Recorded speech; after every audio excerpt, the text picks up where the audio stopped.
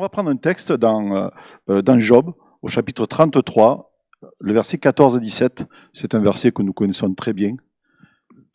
Job 33, 14 à 17. Voilà. Dieu parle cependant, tantôt d'une manière, tantôt d'une autre, et l'on n'y prend point garde. Il parle par des songes, par des visions nocturnes, quand les hommes sont livrés à un profond sommeil, quand ils sont endormis sur leur couche. Alors il leur donne des avertissements et met le sceau à ses instructions, afin de détourner l'homme du mal et de le préserver de l'orgueil, afin de garantir son âme de la fosse et sa vie des coups du glaive. Et là, on constate, par rapport au titre que je vous ai dit, Dieu parle. Et je voudrais qu'on fasse une différence entre Dieu parle et Dieu dit. Parce que c'est vraiment deux, même ça se ressemble. Et pourtant, quand on regarde dans le dictionnaire, si on regarde les synonymes de parler, il n'y a pas dire. Et quand on regarde dans le mot dire, il n'y a pas parler. C'est-à-dire que ce sont deux choses bien distinctes. Et donc, là, on ne va pas les lire parce que ça serait trop long, mais lors de la création, dans Genèse 1, 3 à 26, chaque fois, il est écrit « Et Dieu dit ». Et Dieu dit. Et Dieu dit. 7 fois. Les 6 jours, les 7 jours de la création. Voilà. Alors, je voudrais vraiment qu'on parle de cette différence, car il y a une différence entre parler et dire. Pourquoi? Je vais vous donner un exemple tout simple. Quand votre enfant a commencé parce que c'est vous qui allez me dire le mot, quand il a commencé à extraire des mots de sa bouche, qu'est-ce que vous avez dit? Il commence à...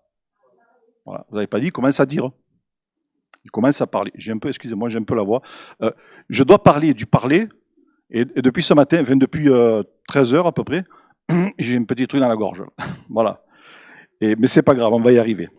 Voilà. Cet enfant commence à parler. Il ne commence pas à dire, il commence à s'exprimer. Alors bien sûr, les mots, des fois, sont confus, hein, on sait ce que c'est, les enfants, c'est confus. Mais il commence à parler.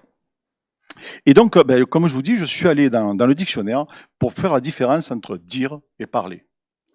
Alors, il n'y a qu'un seul mot, qu'un seul. Vous pouvez regarder, vous allez voir le Larousse, vous allez voir.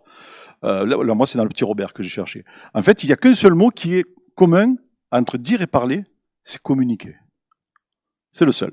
C'est le seul. Donc, on comprend très bien que lorsque Dieu dit ou lorsque Dieu parle, il communique avec nous. Amen. Et bien sûr, que l'on parle ou que l'on dise, oui, je ne me trompe pas. Ouais, je regarde ma prof de français là-bas. Que l'on parle ou que l'on dise, c'est toujours des mots qui sortent de notre bouche. Et donc, les mots, c'est la voix, c'est quelque chose que nous exprimons au travers de la voix. Et on va lire le psaume 29. Il n'est pas très long, mais on va le lire parce que c'est très parlant. C'est un constat que fait le psalmiste. Le psaume 29, voilà. Fils de Dieu, rendez à l'Éternel gloire et honneur. Rendez à l'Éternel gloire pour son nom. Adorez l'Éternel avec des ornements sacrés. La voix de l'Éternel retentit sur les eaux. Le Dieu de gloire fait gronder le tonnerre. L'Éternel est sur les grandes eaux. La voix de l'Éternel est puissante. La voix de l'Éternel est majestueuse. La voix de l'Éternel brise les cèdres. L'Éternel brise les cèdres du Liban. Il les fait bondir comme des veaux. Et le Liban et le Sirion comme le jeune buffle. La voix de l'Éternel fait jaillir des flammes de feu. La voix de l'Éternel fait trembler les déserts. L'Éternel fait trembler le désert de Cadès. La voix de l'Éternel fait enfanter les biches. Elle dépouille les forêts. Dans son palais, tout s'écrie gloire. L'Éternel était sur son trône lors du déluge. L'Éternel sur son trône règne éternellement. L'Éternel donne la force à son peuple. L'Éternel bénit son peuple et le rend heureux. Et là, on se rend compte, le psalmiste et nous avec lui, on se rend compte que la voix a une importance. Elle a une importance puisque c'est avec notre voix que nous exprimons nos mots. C'est tout simple. Alors vous allez me dire que l'on dit ou que l'on parle, c'est aussi avec la voix. Mais il y a quand même une différence. Lorsque Dieu dit, alors j'ai regardé, parce qu'il y a 551 fois écrit Dieu dit, j'ai pas regardé quand il y avait écrit et l'Éternel dit, mais Dieu dit, c'est 551 fois, à peu près. Hein. Et chaque fois que Dieu dit, il y a un acte derrière, ou une promesse, ou une prophétie. Et Dieu dit que la lumière soit, et la lumière fut. Que Dieu dit que le ciel, que la lune, les étoiles, et ça se crée. Il y a un acte, il dit. Parce que justement, c'est les synonymes de dire, justement, c'est divulguer, révéler, je les ai plus en tête là, mais il y en a pas mal. C'est toujours pour annoncer. C'est toujours pour annoncer. Et parfois, ben, Dieu dit et parle en même temps. Ça va, vous me suivez toujours? Je vous ai pas perdu là. C'est un peu l'introduction qui est un peu, mais après ça va aller, vous allez voir. Dieu, parfois, il dit et il parle en même temps dans le même verset. Moi, je me suis rendu compte de ça. Et on va prendre un verset, justement, Exode 3.5. Bon, j'ai pris 3 exemples où Dieu dit et parle en même temps, mais il y en a pas mal. Hein. Il y en a pas mal. Exode 3.5. Dieu dit, n'approche pas d'ici, ôte les souliers de tes pieds, car le lieu sur lequel tu te tiens est une terre sainte. Voilà. On va regarder maintenant à quel endroit Dieu dit et à quel endroit Dieu parle. Là, on peut voir que Dieu dit, n'approche pas d'ici, ôte les souliers de tes pieds, et maintenant Dieu parle, car le lieu sur lequel tu te tiens est une terre sainte. Est-ce que vous sentez la différence? Non? Vous la sentez la différence? On relit. N'approche pas d'ici. Dieu dit, n'approche pas d'ici. Comme je vous l'ai dit, quand Dieu dit, c'est qu'il y a quelque chose derrière. Dieu dit, n'approche pas d'ici. Ôte les souliers de tes pieds. Et maintenant Dieu parle, car le lieu sur lequel tu te tiens, c'est une terre sainte. Amen. J'ai pris un autre exemple dans la Genèse, chapitre 17, et le verset 15. Là, on est avec Dieu et Abraham. Genèse 17, 15. Dieu dit à Abraham, tu ne donneras plus à Sarai, ta femme, le nom de Sarai, mais son nom sera Sarah. Et là, on a Dieu qui dit, tu ne donneras plus à Sarai, ta femme, le nom de Sarai, mais Dieu parle, son nom sera Sarah. Voilà. Ce qui fait la différence entre dire et faire, c'est ces petits mots qu'il y a chez vous. Vous savez, tous les mots dans la Bible sont importants. Et c'est pas pour rien que le Seigneur a dit, il ne se perdra pas un seul iota. Parce que tous les mots de la Bible sont importants. Alors c'est vrai que nous, on a la Bible en français, la Bible en hébreu, la Bible en latin. Peut-être que mais je pense que tous les mots sont importants, quelle que soit la parole, quelle que soit la Bible. Et ce qui fait la différence, c'est ces petits mots-là, vous savez, mais, car, et. Alors, si je me rappelle bien, mais où est donc ornicar? Conjonction de coordination. Voilà, on y est. Hein, pendant que je préparais ce truc, ce texte, je pensais justement à ça. Mais où donc, conjonction de coordination. Hein, vous savez, quand on apprend à l'école, ça revient après. Faut pas désespérer. Pour ceux qui perdent un petit peu la mémoire, faut pas désespérer. Alors il y a ce petit mot qui est très important, mais, car, et, où et donc. Et souvent, vous allez trouver cette coordination, cette conjonction de coordination entre Dieu dit et Dieu parle. Je vous donne un exemple. Dans 1 Samuel 3.10. Alors celui-là, je l'ai noté en venant en voiture parce que ce matin, pendant que je roulais, je pensais beaucoup à mon message et je l'ai noté tout à l'heure. 1 Samuel 3.10, il faudra que tu l'affiches, voilà, merci. L'Éternel vint. Alors, on est dans l'histoire de Samuel. Donc Samuel, deux fois entendu, Samuel, il s'est levé croyant que c'était Élie qui l'appelait. Voilà, il dit, qu'est-ce que tu... Non, mais il dit, moi je t'ai pas appelé. Puis la 3e fois, Élie lui dit, bon, si tu entends encore cette voix qui t'appelle, tu dis, parle, ton serviteur écoute. Et c'est ce qui va se passer. L'Éternel vint pour la 3e fois, il se présenta, il appela comme les autres fois, Samuel. Et Samuel répondit, parle, car ton serviteur écoute. Et je me suis dit, oui, c'est vrai. Samuel n'a pas dit, dis, car ton serviteur écoute. Parle, car ton serviteur écoute.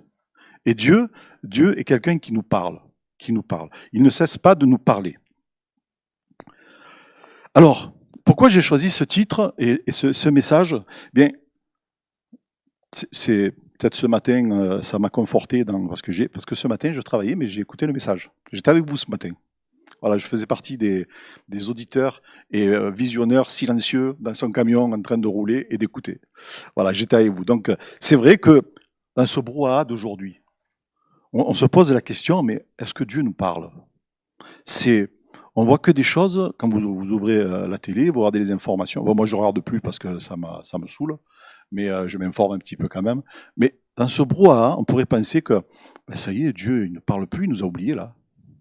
Et pourtant, Dieu parle. Alors, est-ce que vous avez des idées?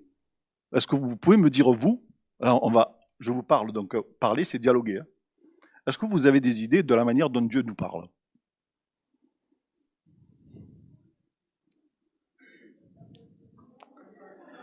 Ouais, je sais, jeudi soir, quand je regardais le message, il est en train de me manger mon message. Mais c'est pas grave, j'ai dit peut-être. Alors bon, vous allez me dire, il y a la parole de Dieu, la Bible. Vous êtes d'accord avec moi? Il y a les prédications, qui ont un rapport avec la Bible. Il y a les dons spirituels.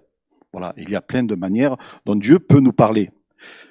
C'est sûr, là je suis d'accord avec vous. Mais,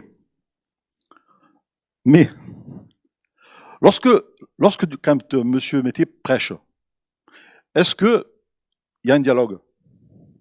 Oui, c'est vrai, certaines fois on dit Amen. Mais je veux dire, on n'est pas toujours en train de l'interrompre pour dialoguer avec lui pendant son message, vous l'écoutez. Donc on l'écoute. Lorsque vous lisez la Bible, ben, c'est pareil, vous lisez la Bible et vous ne parlez pas avec la Bible. Vous ne parlez pas, vous dialoguez pas. Mais la Bible, elle vous parle. C'est ça qui fait. Parce que justement, comme je le disais tout à l'heure au début, parler, c'est dialoguer. Si vous parlez avec quelqu'un, vous dialoguez avec quelqu'un. Non? Vous êtes d'accord avec moi? Allez, on continue. Parce que lorsque l'on est devant le pasteur qui prêche, ou un don spirituel, même un don spirituel, vous l'écoutez, mais vous ne répondez pas dans votre cœur. Je vous dialoguez pas, vous êtes là devant le fait accompli, Dieu vous a parlé, Dieu a dit quelque chose, il vous a parlé, et on est là devant le fait accompli. Et pour celui qui doit recevoir la chose, parce que c'est quand il y a un don spirituel, ça s'adresse toujours à quelqu'un, ou à plusieurs. Donc on est devant le fait accompli. Et je me suis rendu compte, moi, que depuis 45 ans, que je connais le Seigneur, bien, je me suis aperçu qu'il y a bien d'autres manières dont le Seigneur nous parle. Bien d'autres manières. Et je ne sais pas si vous vous souvenez, dans le texte du départ, on va le relire, donc le texte de départ, c'est Job 33, 14 à 17. Je sais qu'il est un peu long, mais on va le relire. Parce qu'on va un petit peu le décortiquer, ces versets, et on va se rendre compte de beaucoup de choses. Dieu parle cependant tantôt d'une manière, tantôt d'une autre, et l'on n'y prend point garde. Il parle par des songes, par des visions nocturnes, quand les hommes sont livrés à un profond sommeil, quand ils sont endormis sur leur couche. Pardon, excusez-moi. Alors il leur donne des avertissements et met le sceau à ses instructions, afin de détourner l'homme du mal et de le préserver de l'orgueil, afin de garantir son âme de la fosse et la vie des coups du glaive. On constate que Dieu parle de diverses manières, mais dans ce verset, on se rend compte que Dieu parle dans la nuit. Parce que c'est quand que vous rêvez, c'est quand que vous faites des songes. C'est la nuit, quand vous dormez. C'est quand qu'on rêve, donc la nuit. Quand est-ce qu'on a des visions nocturnes? Ça veut bien dire ce que ça veut dire. Mais dans le sens du verset, je suis allé voir dans les traductions, c'est des traductions en hébreu parlent de vision de nuit, de vision dans le sens ténébreux. Ensuite, c'est la nuit qu'on est livré à un profond sommeil et que nous sommes endormis sur notre couche. Et pourquoi je vous dis ça? Parce que notre monde aujourd'hui, il est dans les ténèbres. Et pourtant, Dieu parle. Les gens ne s'en rendent pas compte, les gens ne sont pas attentifs, et pourtant Dieu parle. Lorsque nous lisons dans l'évangile de Matthieu, au chapitre 24, ne l'affiche pas, Karine, c'est pas la peine, parce que je vais juste... il est question, vous savez, vous verrez des tremblements de terre, vous verrez des guerres, mais ce ne sera pas encore la fin. Là, je me suis rendu compte qu'en fait, on y est en plein dedans. Là. Les tremblements de terre, vous avez vu, dernièrement, il y en a eu encore en Taïwan, des tremblements de terre, des tsunamis, des guerres. On dit guerre et bruit de guerre, mais il y a des guerres, hein, que ce soit la Russie, que ce soit la Palestine, et puis il y a d'autres, notre frère l'autre fois le disait, je crois qu'il y a 6 ou 8 conflits aujourd'hui dans le monde. Quelque chose comme ça, au Myanmar, il y a d'autres pays. Hein. Ah, je sais pas, enfin, il y a d'autres conflits dans le monde. Et il y en a pas mal. On n'en parle pas, mais il y en a pas mal. Il y en a pas mal. Eh oui. Et ce monde, il est dans les ténèbres. Il est dans les ténèbres, et par rapport au verset qu'on a lu, on se rend compte que, Dieu, même si ce monde est dans les ténèbres, Dieu parle. Dieu parle. Et il ne parle pas forcément comme on pourrait l'imaginer. Vous savez, je crois que je vous ai déjà raconté ce témoignage d'un frère qui s'est converti en regardant un film de cow-boy. Alors je sais que pour les jeunes, un film de cow-boy, ils ne savent pas ce que c'est peut-être. Hein, film de cow-boy, c'est dans le Far West, les chapeaux, les Indiens, voilà, hein, c'est des films qu'on voit plus aujourd'hui ou qu'on fait très peu. Ce frère, il était en train, alors sa mère s'était convertie depuis peu, et son père aussi. Et puis un jour, il regardait un film de cow-boy, il était allé à l'école du dimanche et tout. Et puis toujours pas converti, il était avec il était allé dans les ados, les jeunes, et toujours pas converti, mais il allait à l'église, mais sans prendre de décision. Et puis un jour, il regarde un film de cow-boy, et s'il est marrant, quand il nous le raconte, il est marrant. Il regarde un film de cow-boy, et dans ce film de cow-boy, il y a à un moment donné deux cow-boys qui sortent du saloon, et là, il y a un pasteur qui prêche dehors. Et dans le film, d'après ce que j'ai compris, il ne rentrait pas dans le saloon parce que c'était là qu'il y avait l'alcool, qu'il y avait les femmes, etc., etc.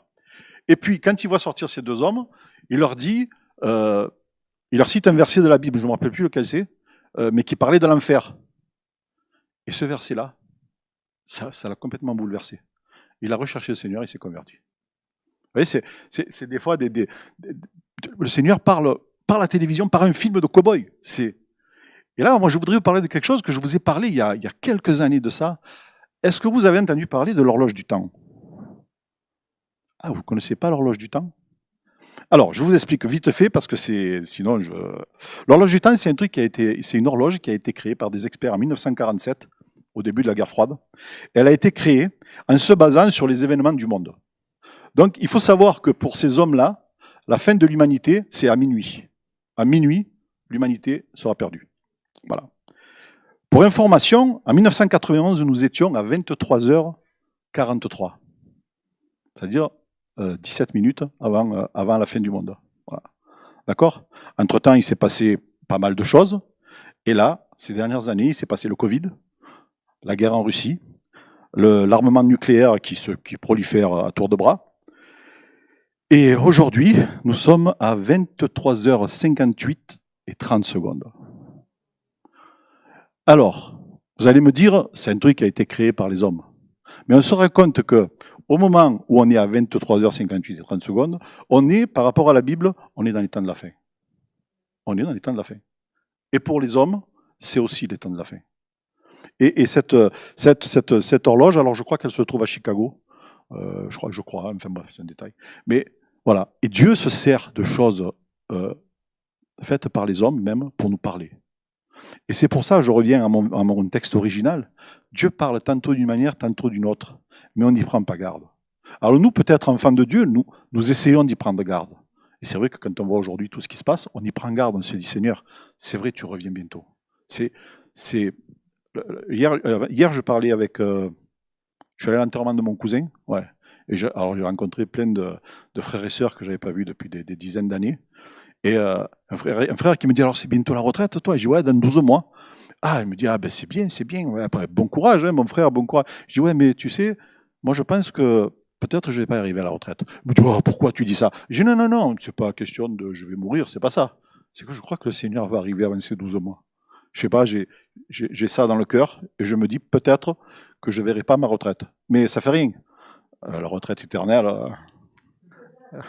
Et puis une retraite sans douleur, une retraite sans reflux gastrique, sans hernie hiatale, sans genou abîmé, je prends de suite.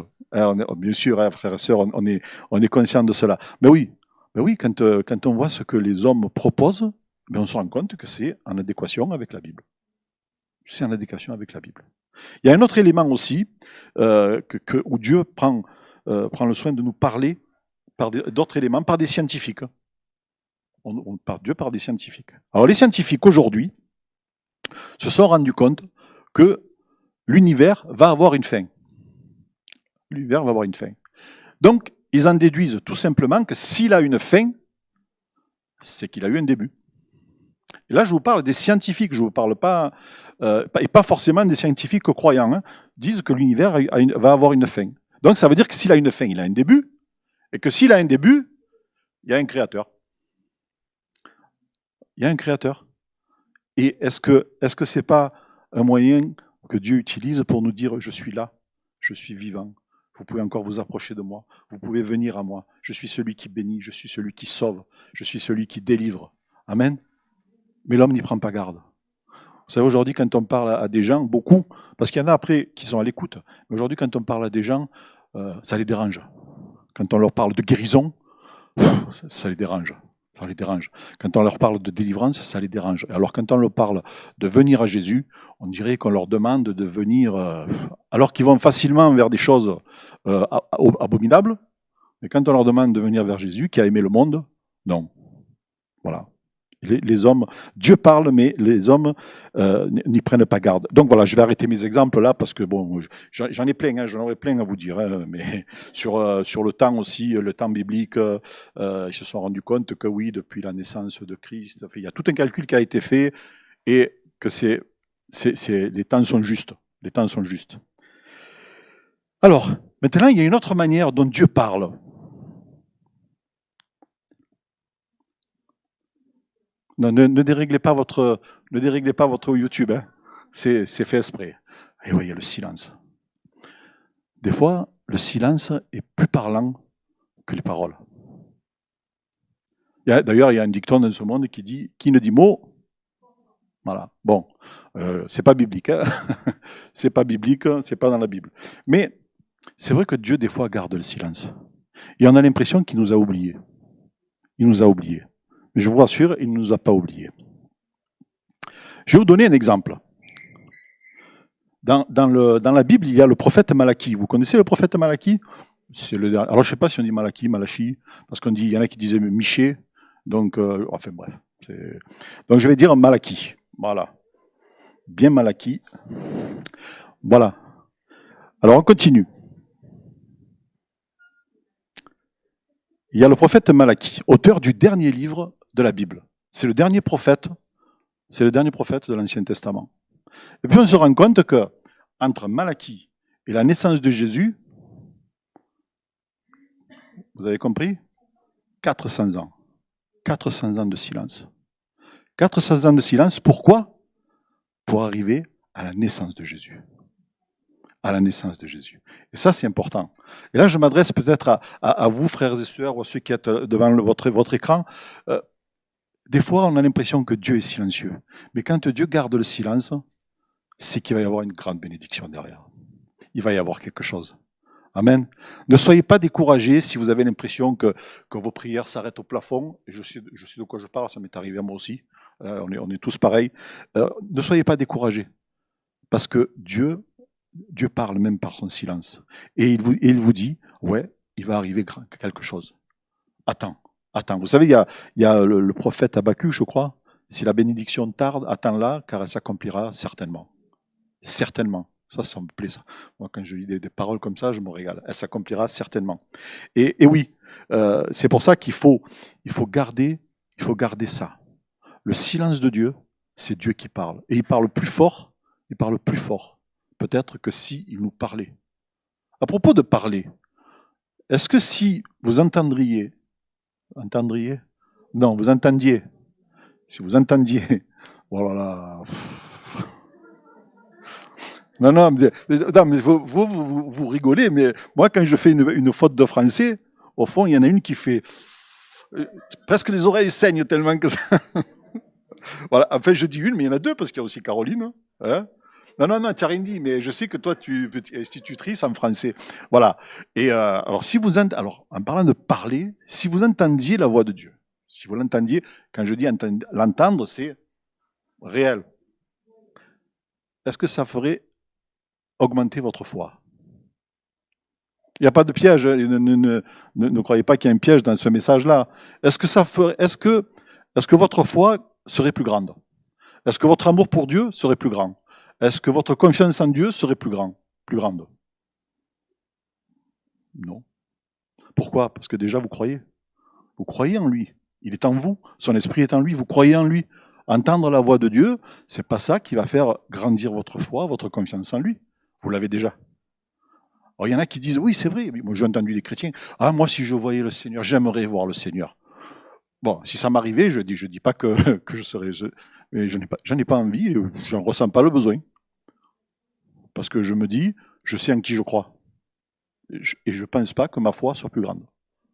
Donc, si on entend la voix de Dieu, bon là c'est une petite parenthèse que j'ai fait, si on entend la voix de Dieu, c'est pas ça qui va nous faire grandir. Puis peut-être pour certains, oui, attention, hein, ne me faites pas dire ce que j'ai pas dit. Je voudrais qu'on lise maintenant dans le prophète Agé. Vous le connaissez, ce prophète? Il est âgé. Hein. Non, je ne sais pas en fait s'il est âgé, hein, je ne sais pas. On va aller dans le chapitre 2 et on va lire le verset 18 et 19.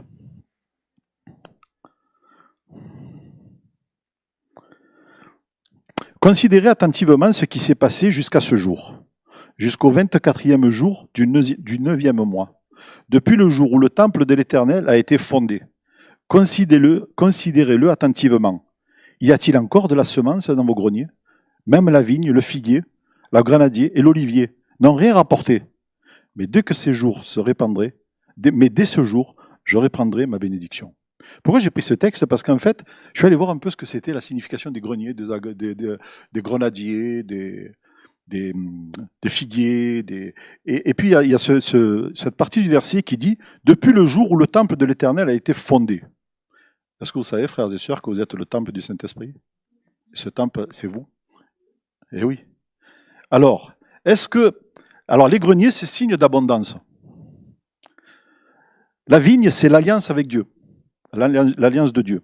Le figuier, c'est la fertilité et la protection et la tranquillité.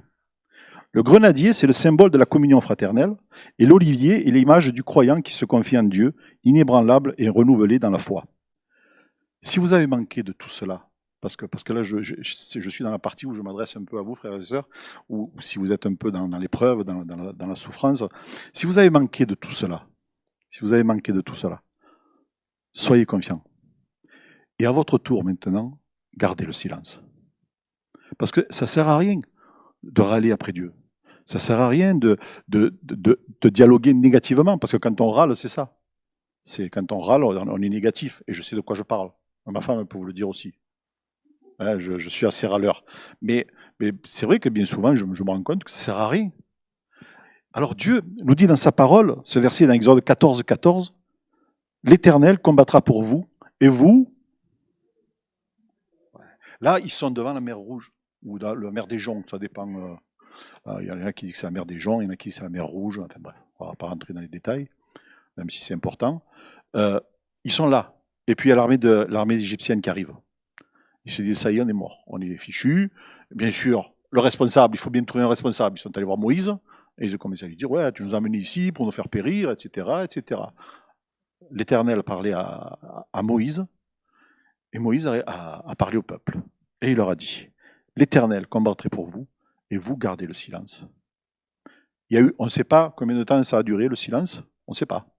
Mais après le silence, il y a eu la bénédiction. Et il y a la mer qui s'est ouverte. Amen. Et c'est un peu pour nous, lorsque nous sommes dans la souffrance, lorsque nous sommes dans l'épreuve, si on a l'impression que, comme je le disais tout à l'heure, si on a l'impression qu'on est oublié de Dieu, non, je vous rassure, Dieu n'oublie personne, surtout pas ses enfants. Pourquoi? Parce qu'il est le fidèle. Il est le fidèle et il est le véritable. Et il ne nous oublie pas. Et lorsqu'on est dans des moments difficiles, certes, il va peut-être y avoir des moments de silence, mais pourquoi? La bénédiction suit. Et ça, je l'ai constaté souvent dans des témoignages que j'ai entendus. Et puis, même moi, ça m'est arrivé. Des fois, de rechercher Dieu, de pas y arriver, de penser que. Et puis, les choses se décantent toutes seules. D'un coup, les choses se décantent toutes seules. Pourquoi? Parce que Dieu est fidèle. Et vous croyez qu'il nous a sauvés et il nous a mis sur terre pour que nous soyons dans la souffrance? Certes, on ne peut pas l'éviter. Comme disait notre frère jeudi soir, on doit, ou ce matin, je ne sais pas, on est dans ce monde et on a tous nos problèmes, on a tous des soucis, de santé, des soucis financiers, soucis chômage, etc. Ça, on passe par là, mais le Seigneur ne nous oublie pas. Vous savez, je vais vous dire un petit témoignage de mon côté. J'ai eu 2 emplois dans toute ma carrière. Et ces 2 emplois-là, je ne les ai même pas cherchés. 2 fois, c'est quelqu'un qui est venu pour me dire, tiens, on peut te proposer une place là. Au travers, le premier, c'était au travers de mon beau-frère, donc c'était son beau-frère, qui a dit, si tu veux, moi, ton beau-frère, je le fais travailler. Je suis allé, j'ai travaillé. Après, je me suis retrouvé en accident de travail. Et un jour, quand ça allait bien, c'est mon oncle qui est venu. Tu sais, il y a une place qui se libère, là. Voilà, et j'y suis depuis 37 ans. Voilà. J'ai rien demandé. Enfin, si, je demandais, mais j'ai pas cherché. Le Seigneur m'a répondu. Voilà. Le Seigneur est bon. Amen. Le Seigneur, lorsque le Seigneur nous parle, il faut réaliser qu'il nous adresse la parole. Et c'est un privilège. Bien sûr, il attend des réponses de notre part. Et c'est là qu'on vient dans la partie dialogue, dans la partie se confier, c'est ça le mot parler. J'ai retrouvé mes notes. Parler, c'est dialoguer, se confier, débattre, s'épancher, se livrer. Et voilà. Après ils emploient, je les ai pas mis, mais ils emploient des mots d'aujourd'hui. C'est chatter, c'est palabrer, voilà, mais voilà. Mais c'est avoir quelque chose, une relation. C'est avoir une relation avec quelqu'un quand on veut parler. Et Dieu n'est pas contre cela, parce que Dieu n'est pas un dictateur. S'il avait été un dictateur, on ne serait peut-être pas là, parce qu'on n'aurait pas notre place ici. Hein. Non, Dieu est ouvert au dialogue. J'ai chaud. Dieu est ouvert au dialogue. On va lire dans Job 38 et au verset 1. C'est pareil, là aussi, c'est un verset qu'on connaît. Là, on est à la fin pratiquement de l'épreuve de Job. Et ce verset, la fin de ce verset, du verset 3, l'Éternel répondit à Job du milieu de la tempête et dit, qui est celui qui obscurcit mes desseins par des discours sans intelligence, saint terrain comme un vaillant homme. Je t'interrogerai et tu m'instruiras. Je t'interrogerai et tu m'instruiras. Mais avant de recevoir l'instruction que pourrait lui donner Job, il lui fait toute une liste. Et là, il parle. Et il lui dit, où étais-tu lorsque j'ai créé les cieux? Où étais-tu lorsque j'ai créé la terre? Où étais-tu lorsque j'ai fait ceci? Où étais-tu lorsque le fan donne naissance à la biche? Où étais-tu? Et là, Job, il reste sans voix. Et la seule réponse qu'il a pu trouver à la fin de tout ce parcours où il a parlé avec Dieu, enfin où Dieu lui a parlé, la seule réponse qu'il a trouvée, là je raccourcis tout ça, parce je crois qu'il y a encore 3 chapitres ou 4 chapitres derrière. Et en fait, il lui dit, Job répond, mon oreille avait entendu parler de toi, maintenant mon œil t'a vu. Ça c'est beau. Pourtant, il n'a pas vu Dieu, hein. C'est pas Dieu qui l'a vu. Mais Dieu lui a montré au travers de tout ça qui il est. Et là, il a dit, ah oui, maintenant j'ai compris. Et il a compris, heureusement pour lui. Parce qu'après, sa bénédiction a été très grande. On sait qu'il a presque tout eu, je crois qu'il a tout eu en double d'ailleurs. Il a tout eu en double. Hein. J'ai été toujours étonné que c'était des ânesses qu'il avait. Pourquoi pas des ânes? C'est une petite parenthèse. Il avait, je ne sais plus combien de milliers d'ânesses. Peut-être que les ânesses sont plus robustes que les ânes. Enfin bref. Ouais. Eh oui, mais il faut un âne quand même. si on a... Ah oui. Donc Dieu veut communiquer avec nous. Ça, c'est certain. Et parfois, nos questions, elles sont si complexes, mais il sait répondre. Et bien sûr, je ne veux pas oublier un des moyens les plus importants, je dirais, par lequel Dieu nous parle.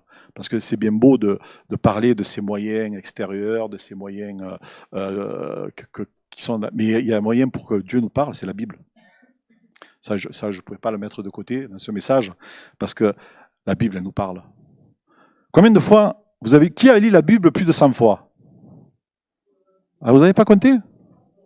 Moi non plus. Hein, Mais, alors, vous l'avez lu plusieurs fois. Et est-ce que chaque fois que vous avez lu la Bible, vous voyez, c'est ça, parler, c'est dialoguer. Je parle avec vous, là. Chaque fois que vous avez lu la Bible, est-ce que certains versets, vous les avez tous compris de suite? Ou est-ce que c'est à la 2e, 3e, 20e, 100e lecture? Et ouais, parce que la Bible, elle est actuelle. La Bible, elle nous parle. Il y a toujours des versets. Des fois, c'est juste un petit mot. Ça me fait penser qu'un jour, Dieu m'a parlé. Vous savez comment? Je n'aime pas trop parler de moi, mais ça m'est venu là. Donc, je vais le dire. Un jour, j'étais très jeune et j'étais très découragé. Je me souviens plus pourquoi, mais j'étais très découragé. Et je suis allé dans une réunion d'évangélisation, donc dans une annexe. On était quelques-uns là. Et puis, il y avait un frère qui est décédé aujourd'hui, il est auprès du Seigneur. Et il y avait un frère qui jouait de la guitare. Et moi, j'étais assis, pas envie de parler, pas envie de dire bonjour à qui que ce soit. J'étais un peu abattu là. Et j'attendais l'heure de la réunion, etc. Et puis d'un coup, le frère a joué Prends mon âme à la guitare sèche. Rien que d'en parler là. Vous savez, ça m'a relevé. Pas de parole. Juste à la guitare sèche, il a joué Prends mon âme, ça m'a relevé. Et je suis sorti en glorifiant le Seigneur, en disant, voilà, Parce que les paroles de ce chant, je les connais, comme vous, vous les connaissez. Pour ceux qui ne les connaissent pas, je vous invite à venir à l'église, David vous le fera chanter. Il n'y a pas de souci. Hein, il n'est pas là, David? Venez parmi nous, pour ceux qui êtes sur le YouTube, venez parmi nous et vous le chanterez, ce chant. Prends mon âme. Il n'a pas saisi, il n'a pas saisi. Et donc voilà, et ce chant, voilà, c'est une manière dont Dieu parle encore. Par la musique. Par la musique. Par le chant. Enfin, plein de manières. Mais je reviens à la Bible. Dieu nous parle par la Bible. La Bible est appelée la parole de Dieu. Et la parole, c'est quoi? La parole, c'est ce qui sort de la bouche. Vous êtes d'accord avec moi? Donc la Bible est considérée, et bien souvent quand je parle avec des gens à qui j'offre la Bible, je dis considérez lorsque vous lisez la Bible que c'est Dieu qui parle face à face, c'est Dieu qui parle face à face avec vous. Et vous verrez que vous lirez la Bible différemment. Parce que vous serez dans un dialogue et vous lirez les textes comme ils sont écrits, mais ils sont parlants. C'est comme ça qu'il faut lire la Bible. Je ne sais pas comment vous faites. Moi, après, c'est instinctif. Je ne le dis pas chaque fois dans ma prière, Seigneur, je vais lire la Bible et c'est toi qui me parles. Parce que c'est naturel. Mais si on considère que chaque fois qu'on ouvre sa Bible, c'est Dieu qui nous parle, ben on reçoit quelque chose. On reçoit quelque chose de la part du Seigneur. Parce que cette Bible, elle a survécu à des milliers d'années. Elle a été écrite sur une période de 1500 ans, je crois, ou 1005, ouais, c'est ça. Et depuis 2000 ans, on n'a pas l'entièreté parce que ça a été mais depuis, comment il s'appelle, Gutenberg, on a ce beau livre où tous les livres sont contenus, les 66 livres de la parole de Dieu sont là, et Dieu nous parle au travers de la Bible. Et cette parole, elle demeurera jusqu'à la fin. Et c'est pour ça que Dieu nous parlera jusqu'à la fin, Dieu nous parlera. Parce qu'il nous parlera au travers de la Bible. Marc 13, 31. Le ciel et la terre passeront, vous le connaissez ce verset, même si elle ne l'affiche pas. Le ciel et la terre passeront, mais mes paroles ne passeront point. C'est Jésus qui a dit ça. C'est Jésus. Et oui, pour nous qui connaissons le Seigneur, nous savons reconnaître sa voix. Et lorsqu'on lit la parole de Dieu, on sait qui nous parle. C'est Dieu. Amen. Et est-ce que par exemple, ça vous est jamais arrivé de demander quelque chose à Dieu, et puis vous ouvrez votre Bible, puis d'un coup vous avez la réponse qui est là, devant vous? Ça vous est jamais arrivé? Ouais, moi je sais que ça m'est arrivé. Et c'est troublant parce que, enfin c'est troublant, c'est pas le mot exact, mais quelque part c'est un peu troublant parce que, ouais, j'ai demandé, et c'est de suite que j'ai eu. De suite la réponse. Parce que là aussi, des fois Dieu répond de suite, et des fois Dieu ne répond pas. Eh oui, il faut savoir être sage et attendre que Dieu nous parle. Bien, et ça c'est. Alors quand je dis, je vais vous raconter une anecdote, je ne sais pas si vous la connaissez, mais quand je dis ouvrir la Bible et Dieu nous parle, il ne faut pas faire comme cet homme qui a dit, Seigneur, je vais ouvrir la Bible, tu vas me parler. Ok? Donc il avait sa Bible comme ça, il a ouvert, il a fait ça. Et il a dit, là où j'ai mon doigt, c'est toi qui me parles. Et il est allé regarder, vous la connaissez cette histoire? Il y en a qui la connaissent. Ben, et quand il a mis le doigt, il est tombé sur le verset où il y avait écrit « Et il alla se pendre ». Je dis « Non, Seigneur, c'est pas ça que tu veux me dire. C'est pas possible, là il y a une erreur. » Donc il a tourné deux pages, et rebelote, tac. Et là il tombe sur le verset, sur les 3 mots « Et toi fais de même ». Je vous garantis qu'il a vite compris. Il s'est humilié devant la face du Seigneur. Il a recherché sa face. Alors l'histoire, la fin de l'histoire, je la connais pas, mais voilà, c'est pas ça lire la Bible. On n'est pas, Dieu n'est pas. Quoique, je me dis des fois, le Seigneur, il est tellement surprenant. Mais je pense quand même qu'il faut être sage. Et on n'est pas dans un jeu, on n'est pas dans le hasard, on n'est pas dans. Non, c'est lire la Bible.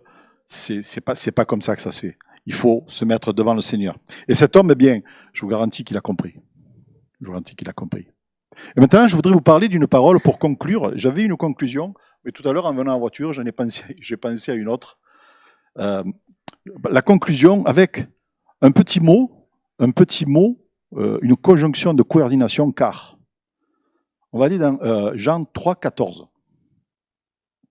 Jean 3, 14, je terminerai avec ça. Parce que Dieu parle aux hommes, et il parle encore aujourd'hui, au travers de la Bible, comme je le disais. Jean 3, 14, je vais le lire.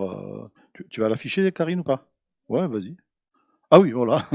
Et comme Moïse éleva le serpent dans le désert, il faut de même que le Fils de l'homme soit élevé, afin que quiconque croit en lui ait la vie. Non, il manque un bout là, non? Oui, afin que quiconque croit en lui ait la vie éternelle. Car Dieu a tant aimé. Jésus dit, le verset précédent, il le dit. Là maintenant, la conjonction, c'est Dieu qui parle, c'est Jésus qui parle. Car Dieu a tant aimé le monde qu'il a donné son Fils unique, afin que quiconque croit en lui ne périsse point, mais qu'il ait la vie éternelle. Je vous disais, ces petites conjonctions de coordination sont très importantes quand Dieu nous parle. Maintenant, quand vous lirez la Bible, vous allez faire attention à ça, aux conjonctions de coordination. Vous verrez. Et Dieu vous parle. Amen. Voilà, on va prier. Seigneur notre Dieu, notre Père, nous voulons te rendre grâce, Seigneur, pour ta parole. Merci parce que c'est vrai, Seigneur mon Dieu, que tu es ce Dieu infiniment grand, tu es ce Dieu éternel, et tu es ce Dieu, Seigneur, qui n'a pas fini de nous parler. Seigneur mon Dieu, nous sommes, c'est vrai, Seigneur, parfois pas à l'écoute, mais toi, tu es patient avec nous. Et nous voulons te rendre grâce, Seigneur mon Dieu, parce que tu es ce Dieu si bon qui prend soin de nous dans les moindres détails. Merci, Seigneur mon Dieu, pour ta parole que tu nous as donnée cet après-midi, qu'elle puisse germer dans nos cœurs, Seigneur mon Dieu, qu'elle puisse vraiment grandir, Seigneur mon Dieu, afin que nous puissions avancer avec toi. Seigneur mon Dieu, nous sommes là pour toi et nous voulons, Seigneur mon Dieu, avancer avec toi. Alors bénis chacun de nous, Seigneur, et garde-nous dans ta main, Seigneur, dans le nom de Jésus. Amen.